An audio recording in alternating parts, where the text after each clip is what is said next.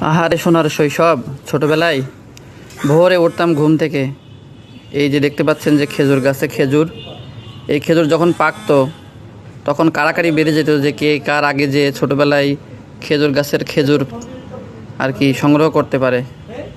আর কালের বিবর্তনে এখন এই সব খেজুরের আর কোনো চাহিদাই নাই। এখন সব আর কি আরবের আর্টিফিশিয়াল যে খেজুর, সেই খেজুর চেনে সবাই। অর্থাৎ দেশীয় খেজুর বলতে যে একটা কিছু জিনিস ছিল সেটা কিন্তু কেউই বোঝে না, কেউই চেনে না।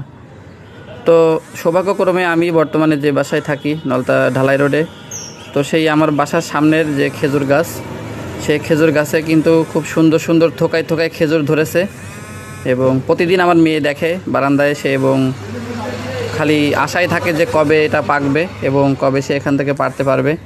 তো আমরা যে খেজুর ইফতারিতে খাই, আরব আরব দেশের যে খেজুর, তো আমার মেয়ে মনে করে যে এই খেজুরটাই মনে হয় ওই দেশের।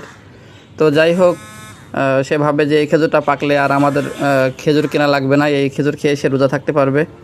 তো এই খেজুর যখনই চোখে পড়ে তখনই ছোটোবেলার কথা মনে পড়ে। ছোটোবেলায় ঘুম থেকে উঠেই দৌড়াদৌড়ি করতাম যে কে কার আগে যে পাত্র নিয়ে যে গাছ থেকে যে পাকা খেজুরগুলো পড়ে সেই খেজুরগুলোকে আগে খেতে পারে। তো অনেকটা নস্টালজিক হয়ে গেলাম। তো যারা এই খেজুর খেয়েছেন তারা কমেন্টে জানাবেন।